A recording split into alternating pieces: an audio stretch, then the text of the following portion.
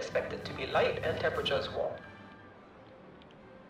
Thundery showers accompanied by frequent lightning activity can be expected most afternoons, occasionally extending into the evening. You can also get the latest weather updates.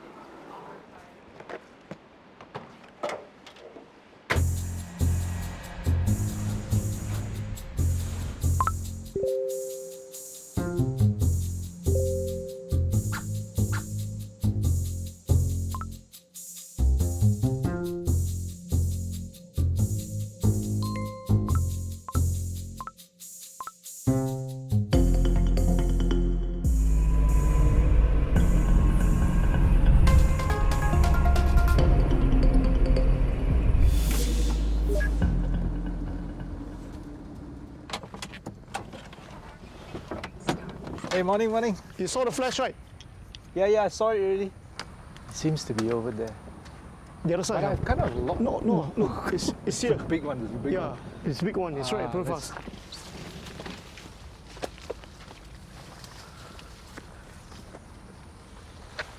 This side looks brighter. Let's hope for this. Oh, yeah, it's right in front here. Okay, the one that's really firing is the southwest one, which I think is right over the port. Okay. This one is hotter. This one is hotter.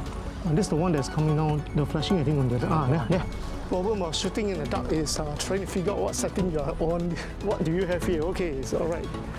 I think the timing is just good. Perfect timing. Yeah. Oh, big one. Yeah, I saw the big flash there. The storm was closing in faster than we anticipated, so we scrambled at 2:30 a.m. Right now, we are at the southern tip of the island.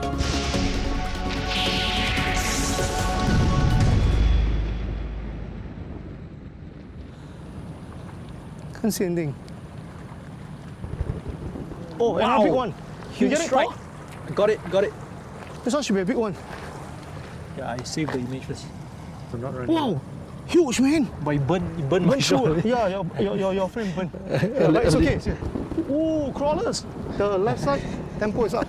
So safety is very important. So taking lightning is not just about getting the shot also, because you want to take another day. You just don't want to be the last day of your shot. So that's something. Quick. It lit up the whole scene. Yeah. One strike coming down. Wait, right at the bottom, through the cloud. Wow. My favorite, through the clouds. The sky is pretty dark. Yeah. But with one strike, the whole scene just brightens up. Yeah, just through the cloud, and that's what I like. The sense of danger is just there. You can just feel it. Half in your mind, you're wanting to run away, and the other half, you want to get the shot. So. Oh, I'm not getting the framing right. Wow, miss again! Alamak! Ayah, I didn't position properly. Oh, big one again.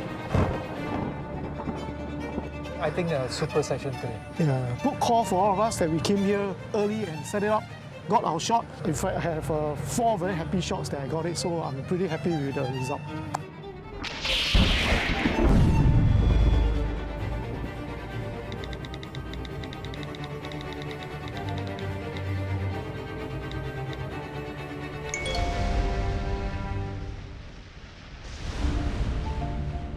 Almost like more than 180 over days, we are hit by lightning. Definitely a place that any storm chaser want to capture lightning strike. Singapore is one of the world's top lightning locations. Whether it's true or not, this is our story.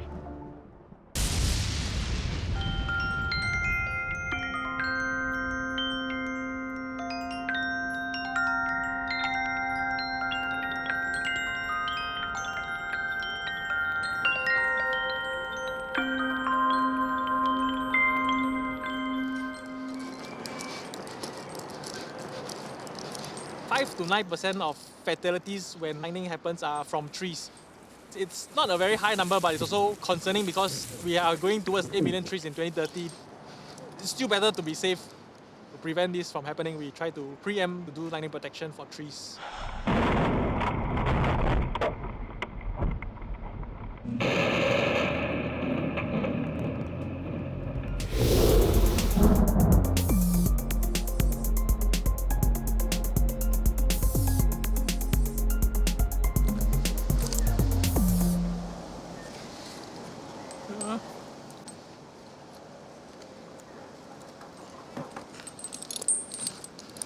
So normally when I go up to the top, I will be about 1 meter away from the tip of the tree. That's where I will set my first point of the lightning protection system. So here I go. So how do we choose which tree? So if it's within urban area, we don't have to worry because most of the time the buildings are taller than the trees. But in forested area like this, we normally choose the trees that are the tallest, has the best form, and is worth conserving to set up this lightning protection system. Right? So you can see the tree is leaning towards that direction, so I can't stand too much there or the tree is gonna sway me a lot. So I try to balance myself away from the tree. And then this is where I'm going to set my lightning protection system. One lightning point in a tree covers a radius of 11 meters. So if the tree is very wide spreading, we normally set at the tips of the tree. So 1, 11, 11, 11. We have a coverage of 11 meter radius from each point of the lightning protection system. So if the tree is wide enough, we set about 3 points. So it basically covers about a 33 meter radius. At 33 meter radius, yeah. Right. So as you guys know, when lightning strikes, it strikes the tallest object within the vicinity and currents only flow down until it's earthed. So in order to prevent the tree from being struck by lightning, we use this copper cable where it channels the current into the earth before it even hits the cambium of the tree. The cambium is where trees transport water up and down the trees. So as you know, water is a conductor of electricity. When the lightning strikes the tree, it will conduct through the cambium all the way down to the roots, because that's where the water is, where the source of water is coming from. So when the lightning strikes the tallest subject, which is the tree in this case, it will run its current through straight down to the earth, and then it will create a split within the tree. So some trees can survive, some trees don't survive, and that's when failures happen. When you prepare the nail and the tip of the cable, that's where you're going to nail it to the tip of the tree, about 1 meter away from the tip, and then that's where you hammer it in. Keep the thing safe and stable. Perfect. Then after that, we just need to hammer all the way down to secure the cables. So basically, after the cable is run from the top to the bottom of the tree, we need to run the cable about 10 meters away from the tree, and then we need to earth a ground rod, which is a copper rod, about 3 meters deep into the ground. Then it's considered fully earthed and the system is up. And we are losing a lot of trees from new developments. This 1 million tree movement is basically to replenish the trees. At the same time, fight a cause for global warming. You get to feel the tree and work with the tree. And at the same time, you protect the tree. And then in 20 years later, if the tree is still standing, you can say that, oh, I made an effort to keep this tree safe.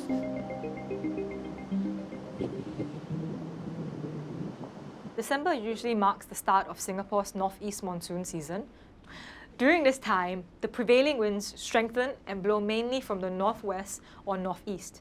You can also get the latest weather updates from our website at weather.gov.sg. See you next time on Let's Ask MSS. Okay, I think that was great. Generally have about 168 thunderstorm days in a year. Quite a lot of it occurs during our inter-monsoon months. Lightning to me means there is a cumulonimbus cloud overhead. It means that there is a thunderstorm and these are quite severe, significant weather phenomena that we need to issue warnings for, we need to forecast for.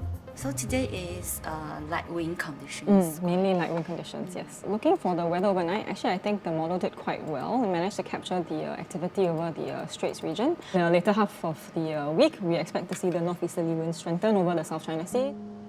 In Singapore, the kind of weather that we normally get are the thunderstorms, and these are known as convective systems. They can develop quite quickly. So within 20 to 30 minutes, you can have a thunderstorm develop over Singapore. One of the key sources of data that we can look at is weather data from our meteorological observation systems. These are automated weather stations that we have across the island, and they will record a lot of meteorological parameters such as wind, temperature, relative humidity, and rainfall. So it's very important that we know what the current weather conditions are. That forms the basis of a good forecast for the day.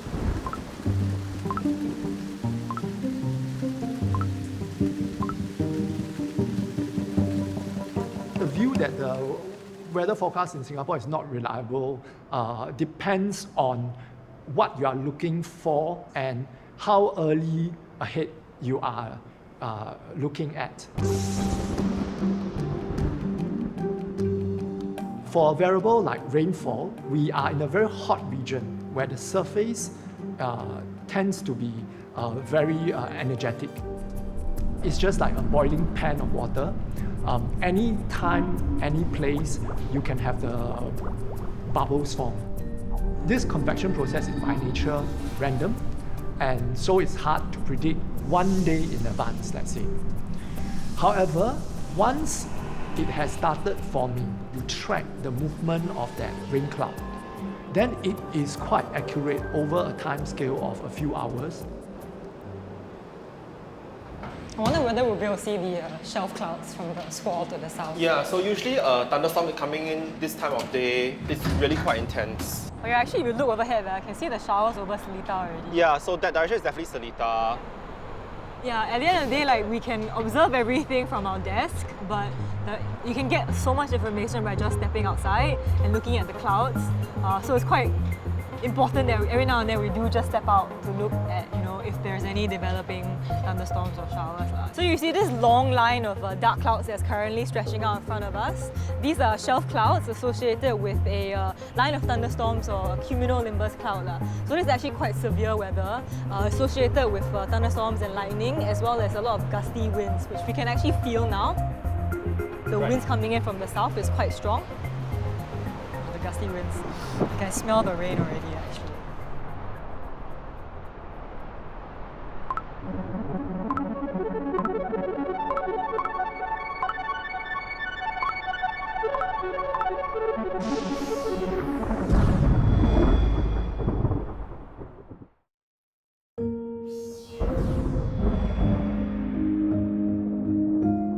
Okay, we have to start from why rain falls, right?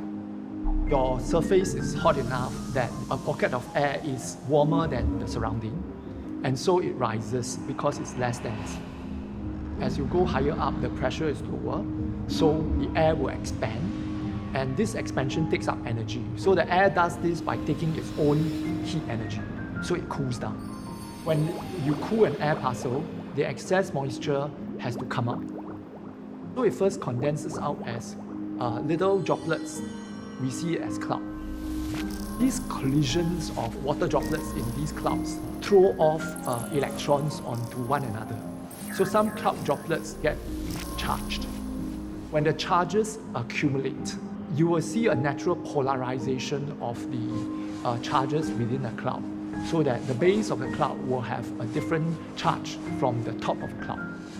First tendency is for the cloud to discharge this energy by having lightning, which is a flow of electrons from the negative regions to the positive regions. That's when you get intra-cloud lightning. Or between two clouds, that can also happen. Then you have an inter-cloud lightning, cloud-to-cloud lightning. When we human beings on the ground get alarmed is when that flow of electron comes to the ground, and then you see that as a lightning. So that will be a cloud-to-ground lightning.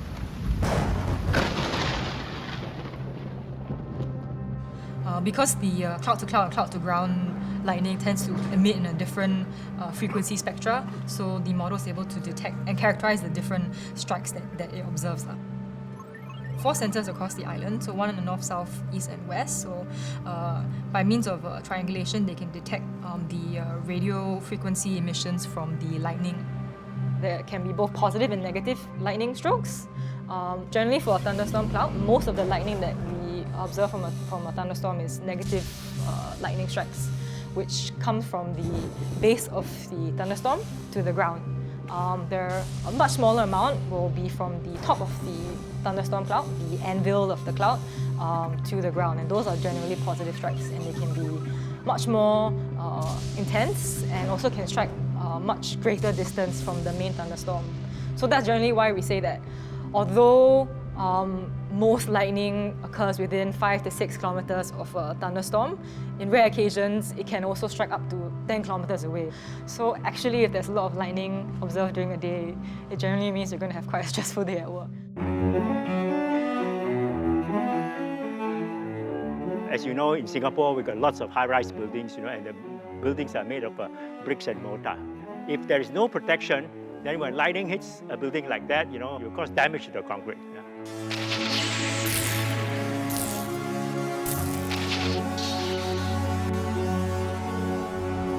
My name is Levi Choi. I'm the chairman of the Lightning Protection Code in Singapore. Lightning basically is an electric circuit between the cloud and the ground. It's a clump of charges in the cloud which has to discharge, and the discharge path is actually from the cloud to the ground. So if anything is in the way, for example, when the lightning leader comes down and impinges on the building, then it has to go through the building before it gets to the ground. It burrows through the concrete, goes into the rebars and so on, and in that process, it causes damage to the building. So if you provide a system of conductors, a system of intercepting conductors at the rooftop and down conductors on the side, and an earthing pit at the bottom there so that the current can dissipate safely, then basically you are providing a cage, effectively providing a Faraday cage to the best of your ability, to the building, so that the contents of the building and its occupants within there are safe against voltage differences, which are actually the hazards posed by lightning. The Tesla cord is one of the pieces of equipment, which demonstrates the effects of lightning. And it is one of the ways to generate high voltages for the purposes of testing. And the voltage output of the Tesla cord, can be anything from several hundreds of kilovolts to several million volts. In contrast, the lightning thundercloud, has a voltage, of anything from tens of million volts to hundreds of million volts. Let me show you, this Faraday cage. When lightning hits this cage, the voltage on the cage will rise. But because of the conducting metal and the conducting network in there, the voltages are equalized.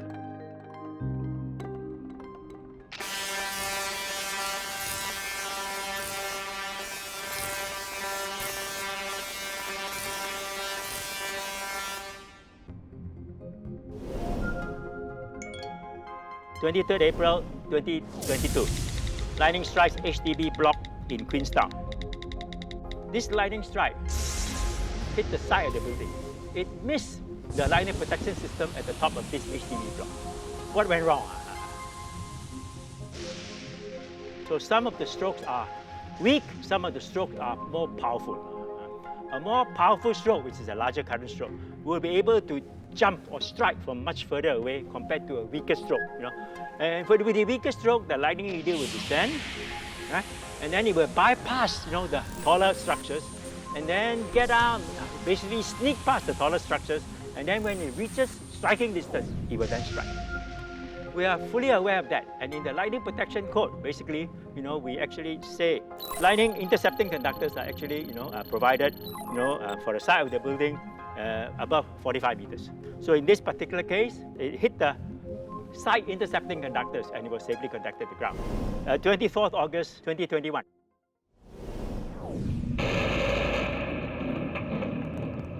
Lightning strikes causes a manhole explosion in Bukit Batok. Now this one is very interesting. Is it possible for a lightning leader to bypass all the tall buildings, the HDB blocks and the multi-story car park, and hit the manhole directly? The answer is virtually impossible. So what caused this to happen? My explanation for this basically is that lightning hit the building, the multi-story car park building. That building had a system of lightning protection conductors. The lightning current then came down the down conductors and entered an earth pit near the manhole. As the lightning current enters the earth pit, the current spread, has to be dissipated from the ground. And in the process of doing so, there'll be voltage differences around that earth pit. And these voltage differences basically, got coupled into the manhole in there because there will be impedance discontinuity. And in the manhole, it is basically quite common, or not inconceivable, that there are flammable gases in there. Lightning hit the lightning protection system, current came to the ground from the down conductor, entered the earth pit, voltage spread across near the earth pit, coupled onto the manhole and caused the ignition of flammable gases in the manhole. Our lightning protection code actually follows the guidance given by the international code, which is IEC 62305. We had to adapt it to suit Singapore conditions. And in Singapore, we actually build our infrastructure, which actually pushes the limits, many limits, associated with lightning safety. We now have lots of high-rise buildings, and on top of the roof, we have rooftop gardens, which now become habitable roof spaces. In the international code, there's no mention of habitable roof spaces, and therefore we have to provide guidance, to be able to ensure that habitable roof spaces are now safe. James, you're banned from coming here next time. You bring all your friends here. You can't go there, man. Don't worry. Okay, pass me all your equipment. I think cannot. Oh, can. Looks like somebody already tested it. So many times. The storm has progressed over the last hour, and you can see a steady build-up into the northeast, as well as over maybe Batam area. I will try to find a place to shelter, but because this place is uniquely, there's no shelter. So normally, and good for Carlos, he brought his umbrella. Normally I shoot in the rain. Yeah, but of course, with safety, if I know a lightning is pretty far out, then I will stand in the rain and shoot. Maybe with a raincoat. If it's a rain, if the lightning is pretty close by, then I'll hide and leave the camera outside and let it shoot. Wait, let's see whether... we can walk there, no? Right. Can walk there? Yeah, we can walk to the other side. You're facing to the right. East side, actually. So let's see if... That's the one that's running. Okay, we may have something developing in that corner. Yeah. We have to shift location to the other side. That's the one we're trying to catch. To catch the one that's developing in the south. Yeah, so then we'll have to relocate. I'm going to that direction facing east.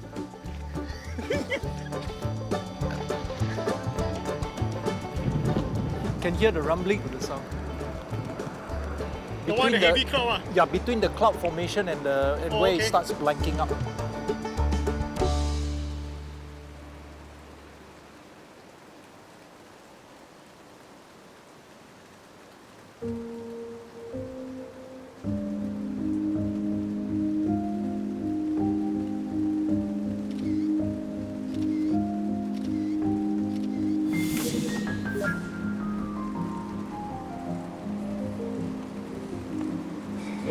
We start to know that the storm has already ran past our position, and it's now moving towards the north. You can see the clouds. The truth is, we don't know.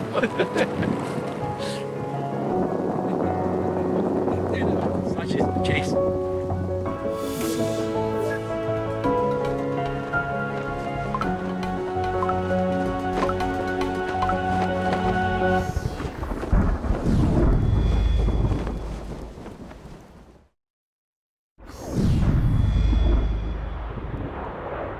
Ladies and gentlemen, this is your captain speaking.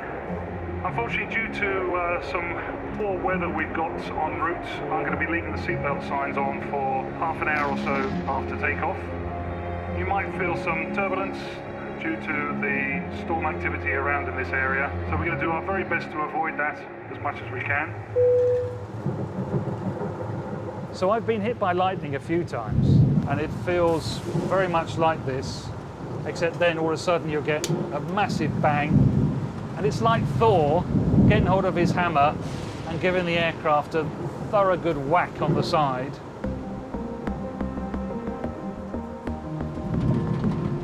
Obviously, sometimes in the real world, we can't always go around all of the weather, and sometimes we have to work our way through.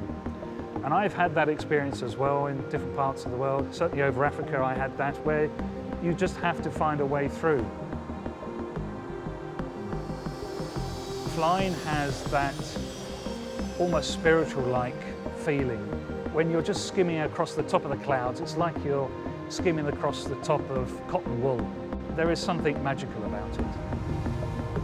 When I was a kid, I used to look up at the sky, at the aircraft flying overhead, and I used to look up and wonder where they were going, who was flying it, how they were doing it. If we suddenly have a lightning strike on the nose of the aircraft, we could suddenly get a momentary, temporary blindness.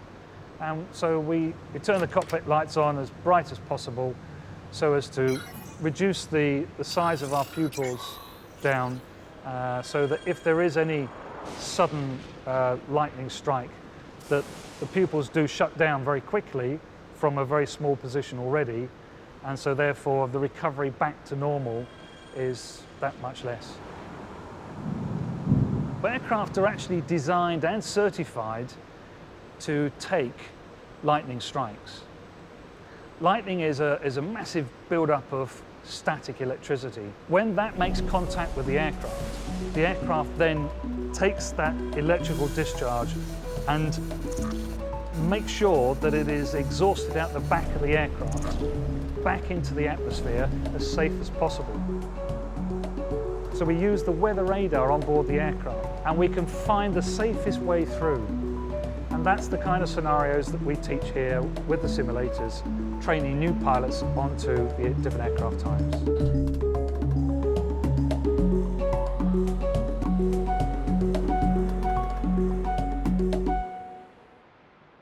In storm tracking, time is of essence.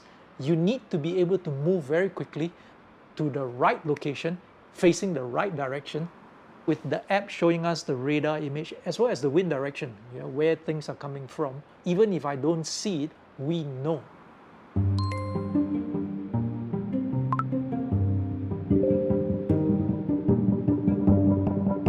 What's more already? Yeah, I think it's coming down.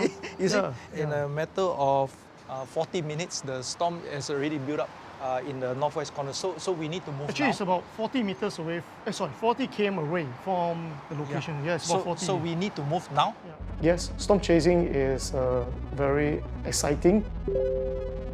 The chat group was set up to really help visually identify what is happening in the sky. Basically, eyes all around the island.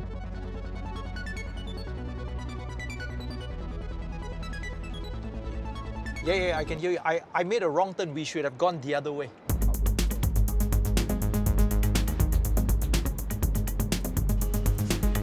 Yeah, 19.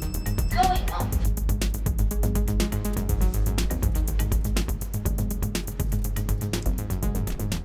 Right above us. You can see the view here is more easterly. You can see a lot of the east. Actually, we cannot gauge the power of the storm through the app. We have to visually get into position to confirm that something is happening. Super hot day, man. It's very nice, if you can get a strike there now with the cloud structure and everything. It's very beautiful. What's your f-stop? Right now, F8. F8. Oh, I'm on F16. I would say our success rate right now is maybe around 60%. Nice to do a light drizzle now, then after that rainbow comes out, followed by lightning. The storm is really evaporating and the mushroom up there is forming nicely. So it could rip anytime. All we need now is just one big whack, man. One is not enough, brother. You need more than that. The more the merrier, man. There are occasions where we go to a site and nothing happens.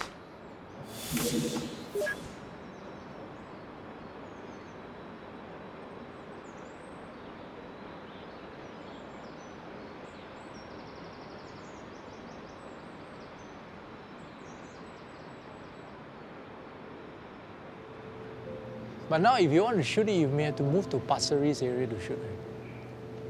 It's a little bit too far. It means it is already behind Pulau Ubin. That means behind this block already. That means we won't be able to see it from here.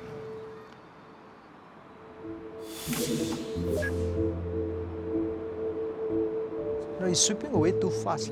It's just racing by. It's just racing by and not much that we can... Okay. Maybe let's call it a day. And then, sure.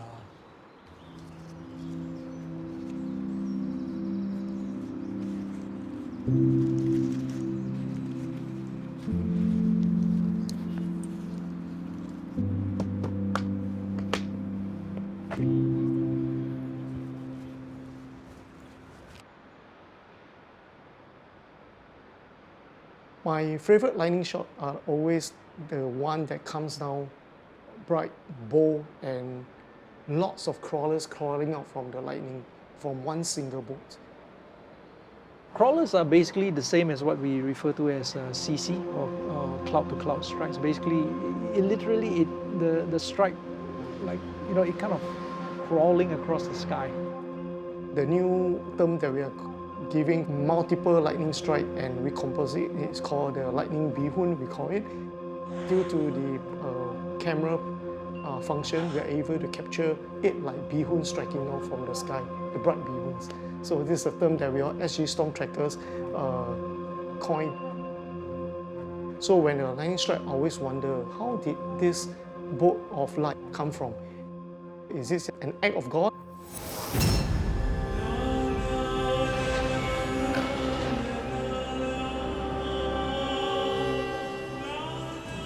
Ordered by King Indra, all the dangerous clouds appeared above Vrindavan and began to pour water incessantly with all their strength and power.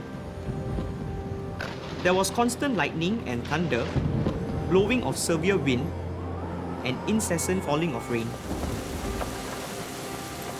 The rain seemed to fall like piercing sharp arrows.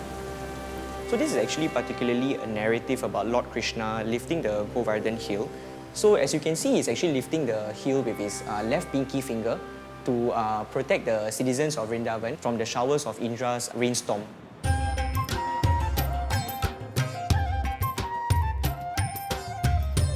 Nature plays a very big part for all of us here in Asia. By combining the elements of nature and religion, I try to understand how myth-making has a very big part in the narratives of Eastern religion. I'm Vimal. I'm an artist researcher who likes to look into the area of Hindu iconography, visuals that are part of Eastern religion, and mostly Hinduism. From time immemorial, I think human beings in general have been fearful of nature because of how nature is much more superior and it's beyond our control. Amongst the many stories of nature in Hinduism, we do have a particular narrative regarding a thunderstorm where the god Indra, who is also in charge of thunderstorms and lightning, starts wreaking havoc. To show his anger towards the villagers of Vrindavan, he showered a rainstorm for 7 days and 7 nights. And Krishna was holding up a hill called the Govardhan Hill on his left pinky finger to protect the inhabitants of Vrindavan who were basically facing the wrath of Indra.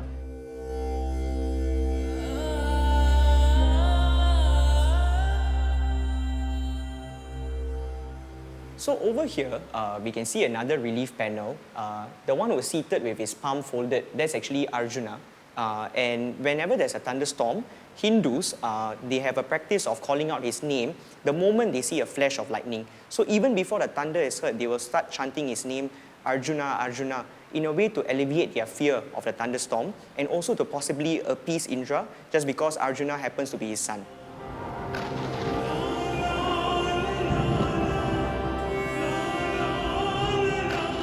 Specifically, when we talk about Hinduism, we do see that every element of nature is associated to a deity. My understanding is that these elements being associated to a higher being helps the people to have a mediation point in how they relate themselves to nature.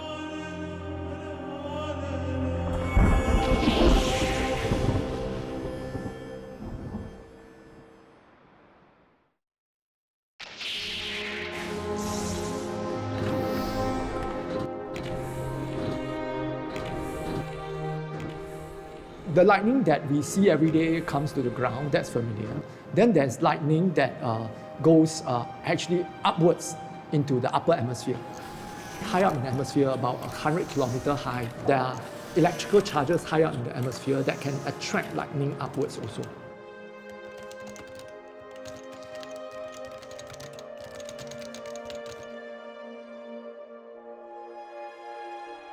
Actually, physicists have been predicting the existence of upper atmospheric lightning since the 1920s, just that the observations have been scant. And it's only in the late 80s that we actually have concrete evidence or photographic evidence of these phenomena. Upper atmospheric lightning is actually not that different from terrestrial lightning or the lightning that we are so used to seeing, just that it happens much higher up in the atmosphere. These lightning can be really spectacular. The colors can be really vivid, they can be really bright. The lightning can be going from the ionosphere upwards in the sky. There's a whole category of transient luminous phenomenon or upper atmospheric lightning. Blue jets, as the name suggests, these are blue and they look like jets, so it's really like a straight jet shooting up. They start from about 10 to 20 kilometers above and then they just go upwards. And only blue jets are known to shoot upwards. Then you've got red sprites, which are way more common than blue jets, and they look like jellyfish. They come from the lower depth of the ionosphere, so maybe around 100, 200 kilometers, going down towards the Earth. Then you have something called elves. Elves are like halos, circular halos in the atmosphere. By studying the upper atmospheric lightning phenomenon, we can actually understand a lot about the composition of the upper atmosphere, which is very poorly understood. Lightning is found on any planet with an atmosphere, really. We have seen upper atmospheric lightning in Jupiter. We have papers published on that. By the flashes, the color of the flashes, we can actually understand what's the chemical makeup, constituents of the atmosphere. And we can understand the atmospheric evolution of the planet, that why is it the way it is, and what are its impacts on the climate of the planet.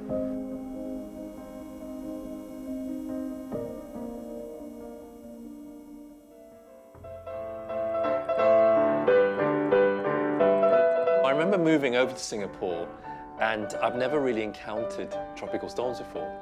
And I suddenly found myself in the middle of one, well, actually looking outside the window in one. And it was so ferocious. The sound of the thunder literally went through me. It was an incredible experience. And I wasn't scared. I was actually gave me a lot of energy. But it was the intensity that really left a lasting impression of me.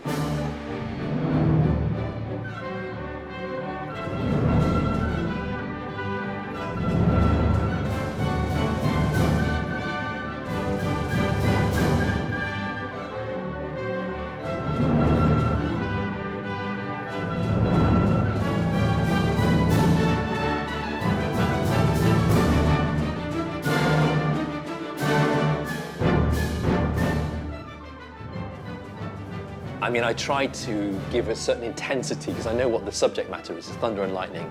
I know that the piece is about that. So I try to give a little bit more energy if I can. But I also think that the piece is a little bit cheeky.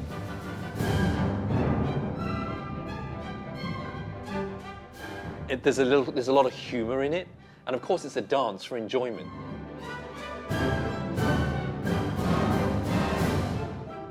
So it was originally called Shooting Stars. You know, we have those shooting stars in the sky that just blaze on by. But actually, I think it was renamed to Thunder and Lightning, and I think it's more suitable a title, because I can really hear that sense of booming and flashes of lightning in the piece itself.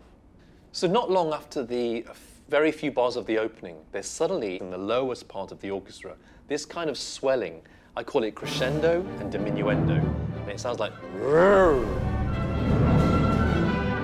And it really gives me the sense of the thunder that's approaching, maybe in the distance. You know how sometimes you're at home sitting down having a cup of tea and it goes all dark outside and you suddenly hear roar. That's exactly what I hear at that moment.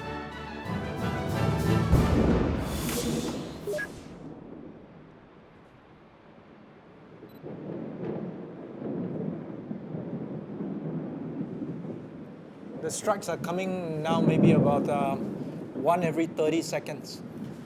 Yeah, stop. Oh, double strike, double strike. Whoa! I missed that one. Whoa!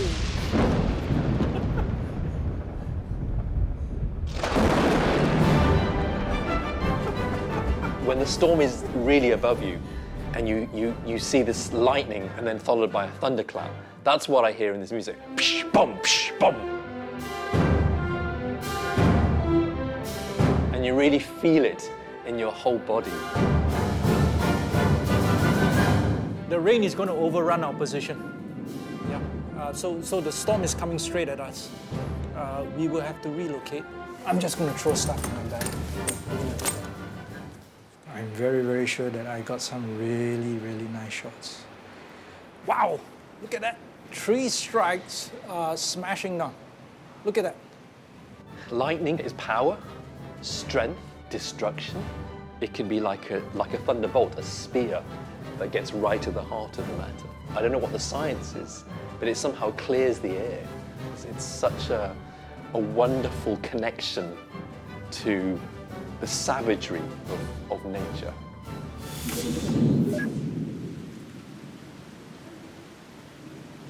Okay, I'm going to try a long shot, see whether I can...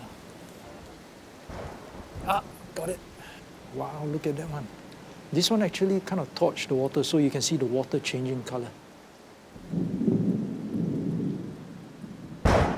Wow! James, I wish you were here.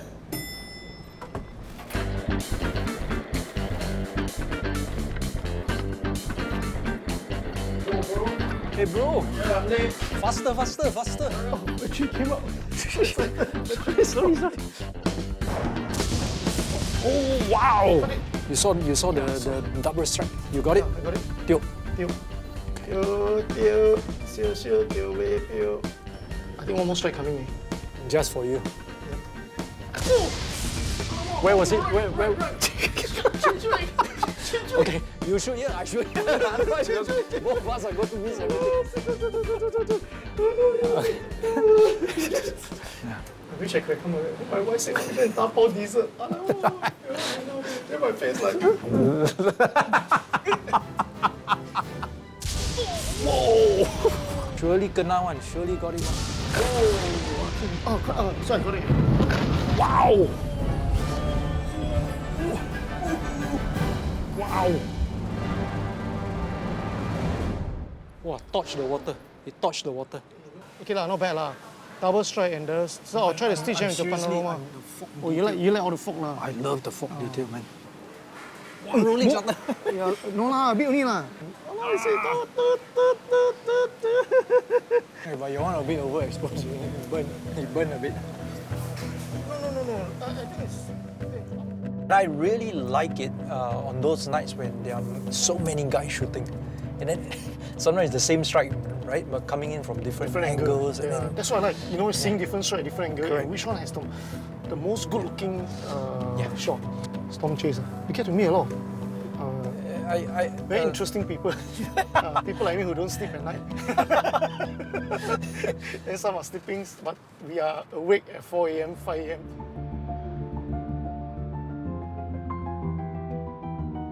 We need to find a good balance to prevent lightning from striking trees. At the same time, we let nature continue to do what it does, because that's how it happens for maybe the last million years. I remember when my grandmother tells me that, if I become a naughty boy, lightning will strike me. I hold it in great respect and in awe.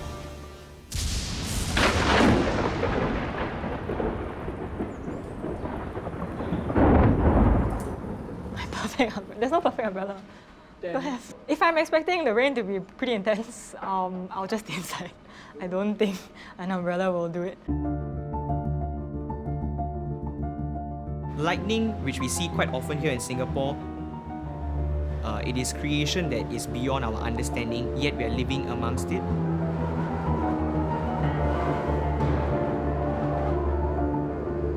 It's fascinating to see how the storm system forms and the rain falls, and how the system migrates. And of course, the little human beings down there running away from the storm. Yeah. Why it exists? Oh, that's a good question. I've never really wondered why it exists. After a while, you stop wondering and you just want to sit back and say, I'm just going to enjoy this. And the work of some of these great photographers here in Singapore have actually taken pictures of these storms with all the lightning going off.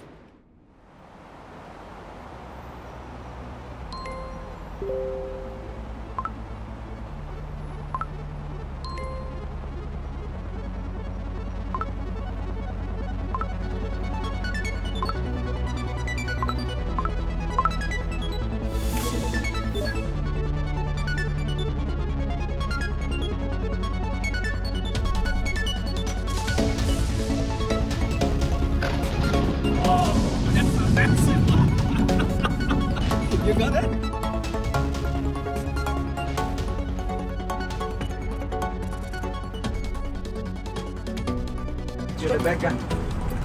on my head. On my head. Yeah, right on your head. Thanks to you. You're the only guy that can strike on your head. Walao, huge one. Right on the head. I didn't get strike on my head. So we know who's the baddest guy around.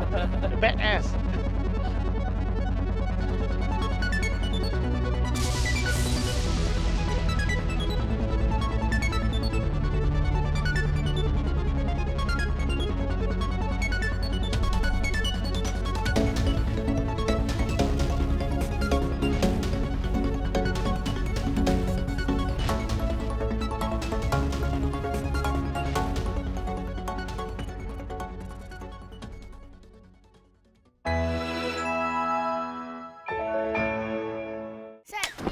Romeo 2 time!